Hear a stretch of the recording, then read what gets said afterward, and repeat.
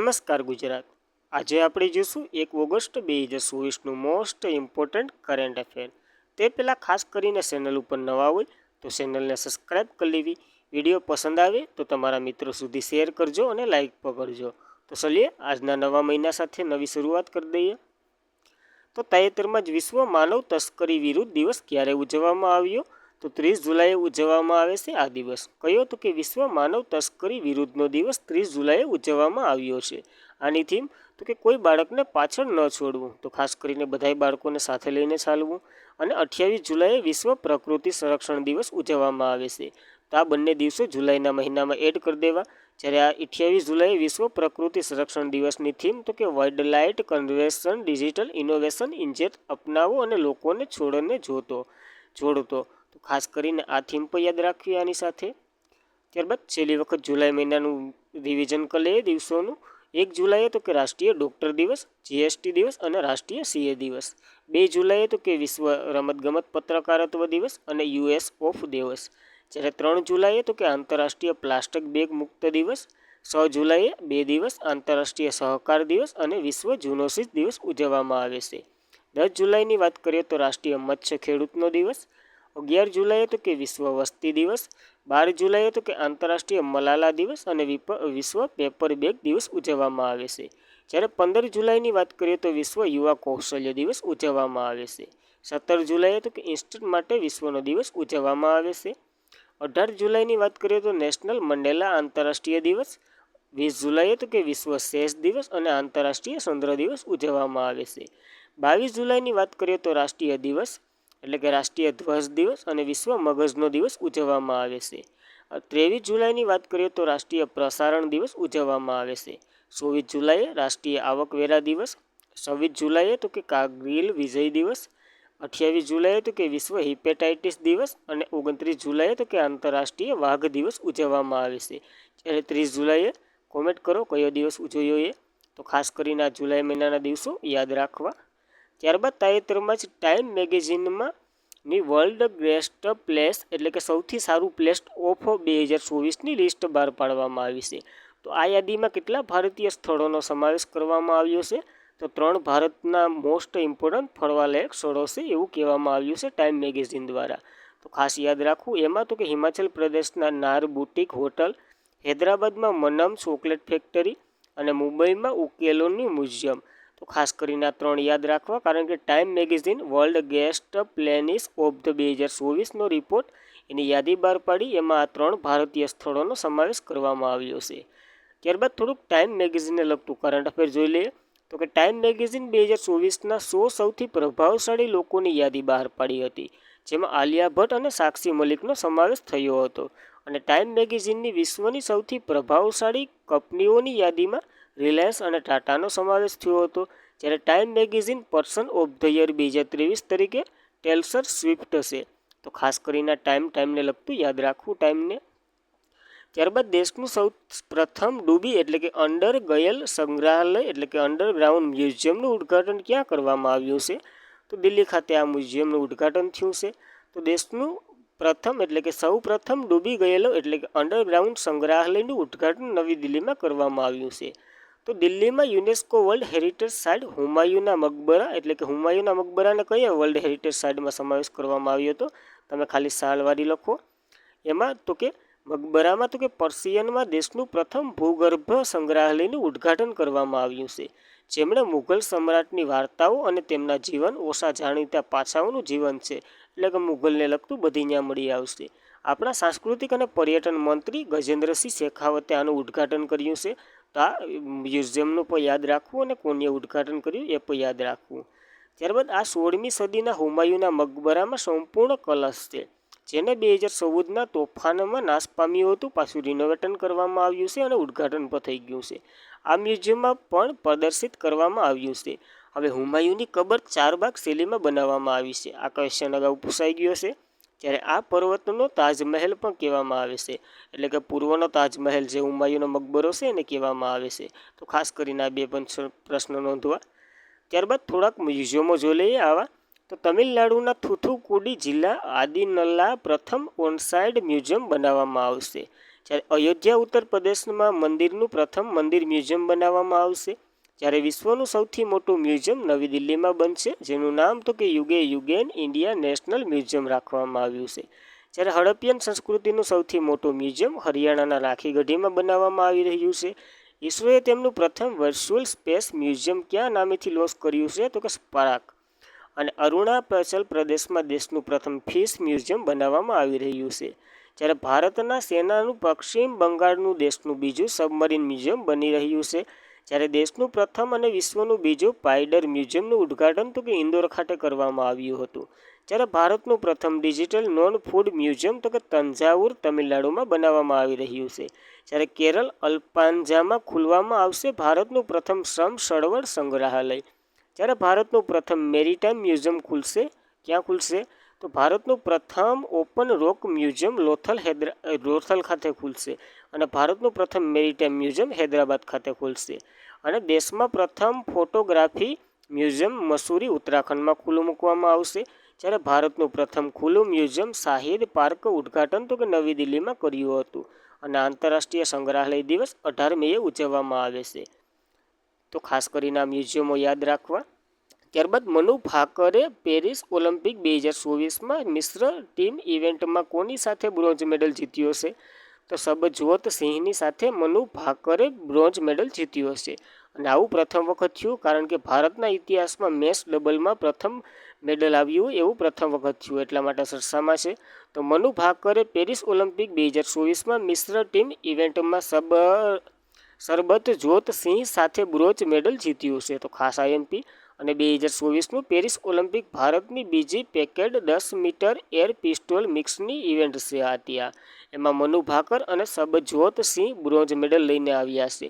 જ્યારે ભારત ઓલિમ્પિયાડમાં પ્રથમ વખત મિસ શૂટિંગ ઇવેન્ટમાં મેડલ જીત્યો અને મનુ ભાકરે કાલ કા પરમ દિવસ આપણે જોયું હતું 10 મીટર એર પિસ્તોલ ઇવેન્ટમાં બ્રોન્ઝ મેડલ જીત્યો હતો. તો પ્રથમ મહિલા તો મનુ ભાકર બન્યા હતા. હવે પ્રથમ એટલે કે ડબલમાં પણ પ્રથમ મેડલ આવ્યું છે, એટલા માટે ખાસ યાદ રાખવું. જ્યારે આ મનુ ભાકર પહેલો મેડલ પણ લઈને આવ્યા હતા. જ્યારે ઓલિમ્પિયાડ શૂટિંગમાં મેડલ જીતનારી પ્રથમ ભારતીય મહિલા છે, એના વિશે આપણે જોયું. ત્યારબાદ હવે તે આઝાદી પછી ઓલિમ્પિયાડની એક જ આવૃત્તિમાં 2 મેડલ જીતનારી પ્રથમ ભારતીય મહિલા પણ બની છે. તો ખાસ કરીને આ પોઈન્ટ પણ આની સાથે નોંધવું. અને અગાઉ નોર્મલ પિસાર્ડ 1900 પેરિસ ઓલિમ્પિયાડમાં 2 મેડલ જીત્યા હતા. જ્યારે પુરુષો 200 મીટર અને 200 મીટર હાર્ડેસમાં સિલ્વર મેડલ જીત્યો હતો. તો ખાસ કરીને અગાઉનું પણ જોવું. ત્યારબાદ પેરિસ ઓલિમ્પિક વિશે બે માહિતી લઈ લઈએ.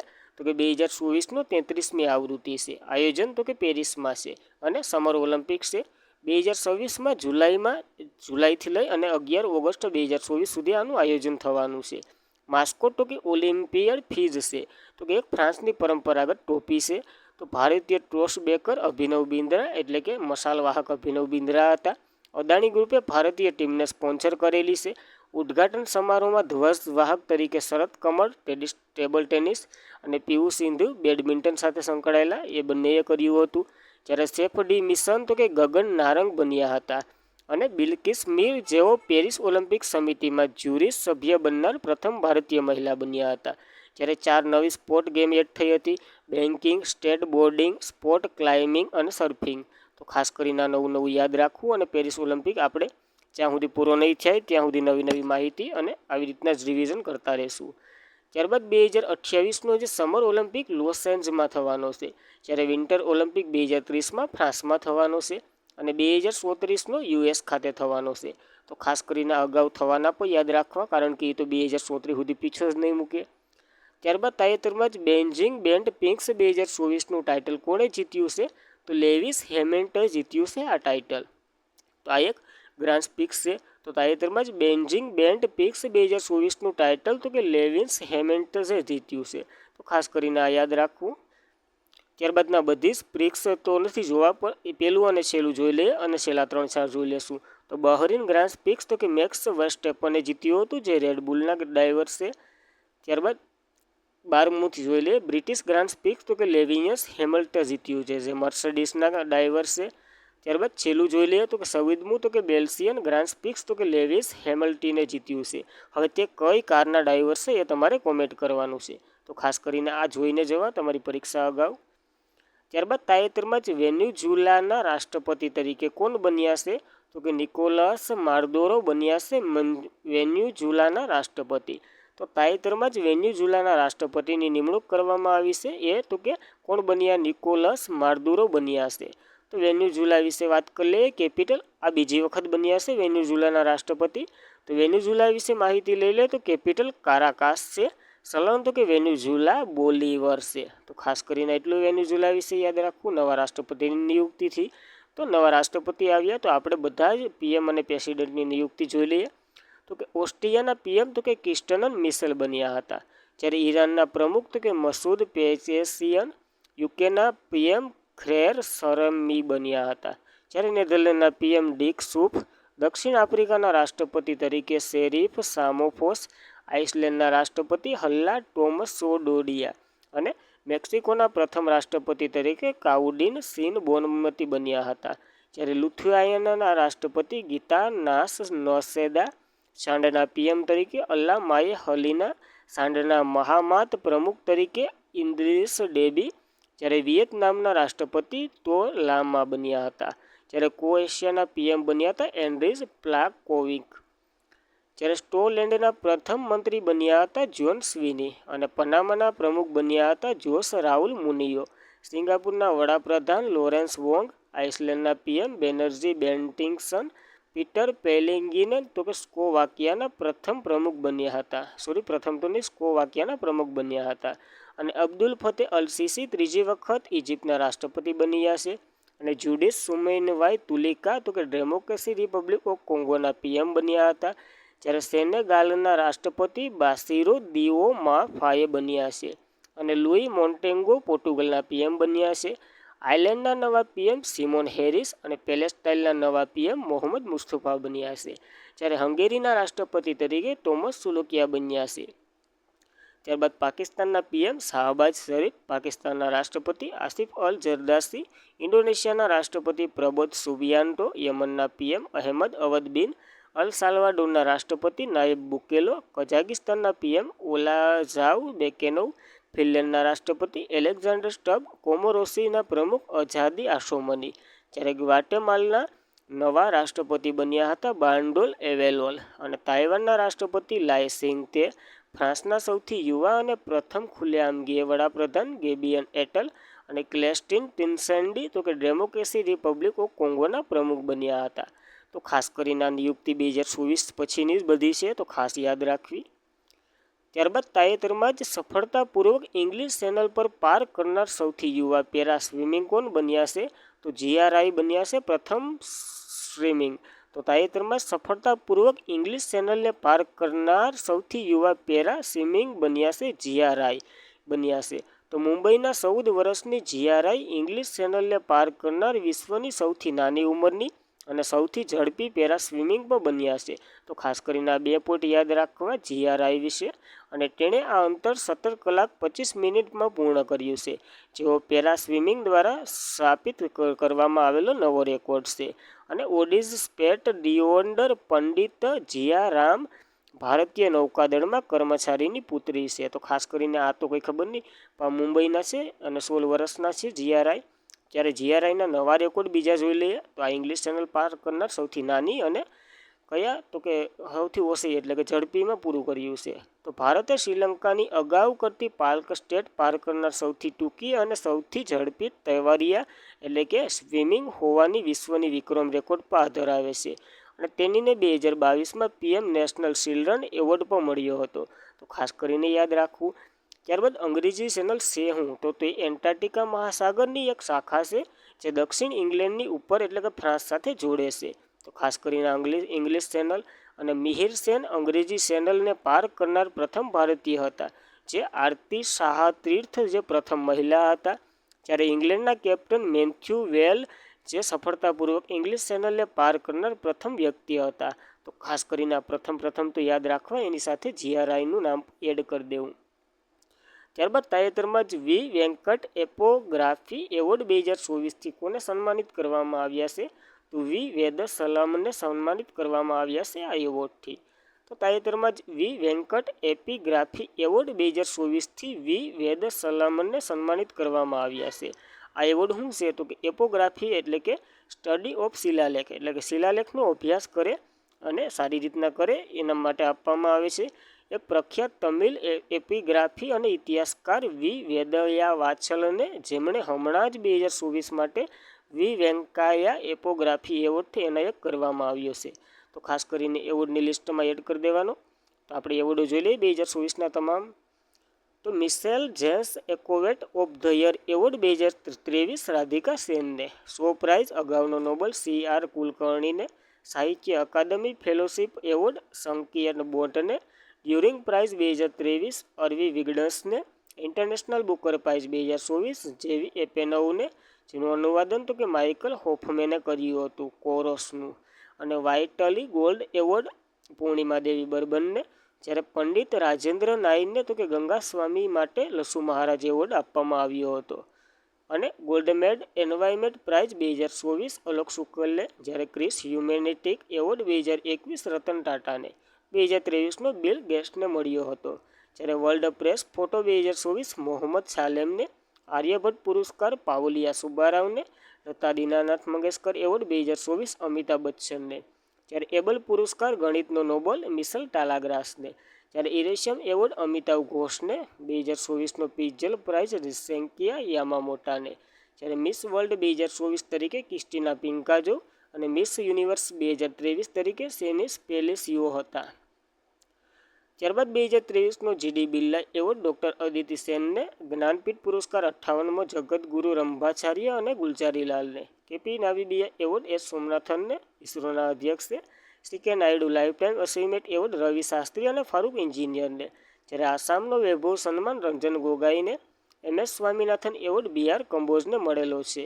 જ્યારે 2023નો સ્ટાર રામાનુજન પુરસ્કાર રૂઈ king ઝાઉતાંગને.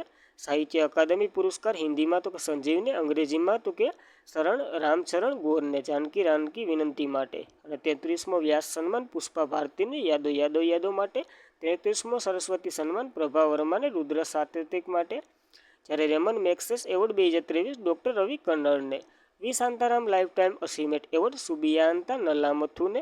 National Mandela lifetime achievement award Vinod ગણત્રાને. અને પેન પિંગઝન સાહિત્ય પુરસ્કાર 2024 અરુણધતી રોયને. જ્યારે આરતી જે યુપીના છે જેને રાજા બીજા દ્વારા મીના તરફથી અમલ કર્નિયન મહિલા સશક્તિકરણનો એવોર્ડ મળ્યો હતો. અને Commonwealth short story prize 2024 Sanjana ઠાકુરને તેમની ઐશ્વર્યા રાય માટે. અને 12મો વિશ્વ હિન્દી પુરસ્કાર ડૉક્ટર ઉષા ઠાકુરીને. જ્યારે અવકાશ વૈજ્ઞાનિક પ્રહલાદ ચંદ્ર અગ્રહેરી મેસી એવોર્ડથી સન્માનિત થયા હતા. જ્યારે શિવશંકરી જે તમિલના લેખક છે જેને ડૉક્ટર સો નારાયણ રેડ્ડી સાહિત્ય પુરસ્કાર મળ્યો હતો. અને નરેન્દ્ર મોદીને રશિયાનો સર્વોચ્ચ નાગરિક પુરસ્કાર મળ્યો હતો. અને પ્રો કે સોવલિંગને હંસ વોન હેસિક એવોર્ડ મળ્યો હતો. જ્યારે રિંગો બાન્ટામેન્ટુંગને તો કે ગાંધી મંડેલા એવોર્ડ 2020. અભિનવ બિંદ્રાને તો કે ઓલિમ્પિક એવોર્ડ 2000 એવોર્ડ મળ્યો હતો. તો ખાસ કરીને નવા નવા એવોર્ડો આ યાદ રાખવા, કારણ કે બધા જ 2024ના જ છે. ત્યારબાદ કયો દેશ 2025માં મેસ એશિયન કપની યજમાની કરશે? તો ભારત કરવાનું છે આ મેસ કપ 2025ની યજમાની. કોણ? ભારત. અને 2025માં મેન એશિયન કપ ભારત યજમાન કરશે. એ T20 ફોર્મેટમાં રમાશે. જ્યારે 2027નો મેસ એશિયા કપ બાંગ્લાદેશ આયોજન કરશે, તે ODI ફોર્મેટમાં રમાશે. તો આવું કેમ T20નો ODI? તો જોઈએ તો ભારત આગામી 10મી ICC મેચ T20 તરીકે T20 ફોર્મેટ 2025માં એશિયન કપની યજમાની કરશે. જ્યારે વર્લ્ડ કપ 2026 ભારત અને શ્રીલંકામાં યોજાવાનો છે. અને ભારત T20 ફોર્મેટમાં વર્તમાન વિશ્વ ચેમ્પિયન છે, એટલા માટે ઓલામાં રમાશે ODIમાં. જ્યારે 2027માં એશિયન કપ બાંગ્લાદેશ ODI ફોર્મેટમાં યોજવાનું કારણ એ છે એટલા માટે ODIમાં બાંગ્લાદેશમાં રમાશે. અને 14મો ICC match ODI world cup 2027 દક્ષિણ આફ્રિકા, ઝિમ્બાબ્વે અને નામિબિયામાં યોજાશે. તો 2027નું યાદ રાખવાનું. તો ખાસ આનું પોઈન્ટ નોંધવો. ત્યારે આનું આયોજન તો કે ICC કરે છે, ઇન્ટરનેશનલ ક્રિકેટ કાઉન્સિલ. તેની રચના 1983માં. હેડક્વાર્ટર તો કે કોલંબો શ્રીલંકામાં. હેડ તો કે જય શાહ છે. તો ખાસ કરીને આ ડેટા નોંધવો. ત્યારબાદના થોડાક આવા જ આયોજનો જોઈ લઈએ. તો કે 1984માં સંયુક્ત આરબ અમીરાતમાં પહેલો વહેલો એશિયા કપ થયો હતો, જેમાં તો કે ભારત જીત્યું હતું શ્રીલંકાને હરાવીને. જ્યારે 16મો 2023માં પાકિસ્તાનમાં થયો હતો. પાકિસ્તાન અને શ્રીલંકામાં બંનેમાં થયો હતો, જેમાં ભારત જીત્યું હતું એ પણ શ્રીલંકાને હરાવીને. તો પહેલો ને છેલ્લો તો તમારે યાદ રાખવો બહુ આસો. જ્યારે 17મો ભારતમાં અને 18મો બાંગ્લાદેશમાં રમાશે.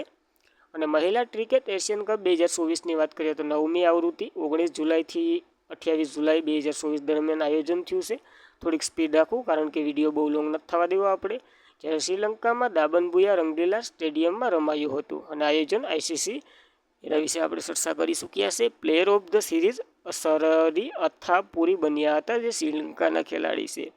જ્યારે 2004માં પહેલો વહેલો રમાયો હતો શ્રીલંકામાં, ભારત જીત્યું હતું શ્રીલંકાને હરાવીને. અને 2024માં 9મો તો શ્રીલંકા જીત્યું છે ભારતને હરાવીને, એ પણ ભારતમાં શ્રીલંકામાં રમાયો હતો. ત્યારે આઈસીસી પુરુષ T20 વર્લ્ડ કપ 2024 9મી આવૃત્તિ વેસ્ટ ઇન્ડિઝ અને યુએસમાં રમાઈ ગઈ. ભારત જીત્યું હતું સાઉથ આફ્રિકાને હરાવીને.